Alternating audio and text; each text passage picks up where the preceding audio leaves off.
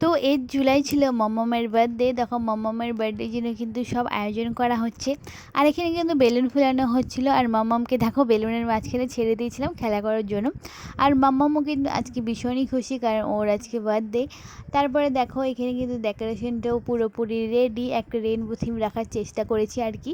তো দেখতেই পাচ্ছ। আর এখানে কিন্তু মমমের 1 থেকে 12 মান্থের ফটোগুলোও লাগানো হয়েছে। এটা কিন্তু একদম ওর পাপার আইডিয়া ছিল, তো দেখতেও কিন্তু ভীষণই কিউট লাগছে। তারপরে দেখো পুরোপুরি রেডি, এখানে কিন্তু মামাম কেক কাটবে। তো দেখতেও কিন্তু ভীষণই সুন্দর লাগছিল। আর মামামের দেখো ড্রেসের কালারটাও কিন্তু একদম রেইনবোর কালার ছিল। আর কেকটাও তো ওর পাপা দেখো কেকটা এনেছে একদম রেইনবোর কালার, তো ভীষণই সুন্দর লাগছিল কেকটা। তারপরে দেখো মাম্মাম কিন্তু এখন সব বাচ্চাগুলোকে নিয়ে কেকটা কাটবে। আর আমি কেকটার সাথে কিন্তু 2-1টা ফটো ক্লিক করে নিচ্ছিলাম, কারণ কেকটা ভীষণই সুন্দর ছিল।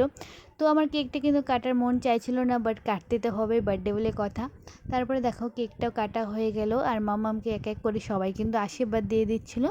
তো আশীর্বাদ দেওয়ার পরে ওকে কিন্তু পায়েস খাইয়ে দিচ্ছিল। আর মাম্মাম কিন্তু দেখো সুন্দর করে পায়েসটা খাচ্ছিল, কারণ মিষ্টি মিষ্টি মিষ্টি খেতে কিন্তু ও ভীষণই পছন্দ করে।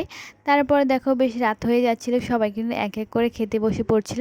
আর আমি কিন্তু বেশি ভিডিও ক্লিপ নিতে পারিনি, মাম্মামের পাপা যে কটা ভিডিও নিয়েছিল তো তোমাদের সাথে সেটাই শেয়ার করলাম। আর খাওয়ার ভিডিও তো নিতে পারিনি, একদম আমাদের বান্ধবী থেকে নিয়ে তোমাদের সাথে শেয়ার করছি ভিডিওগুলো।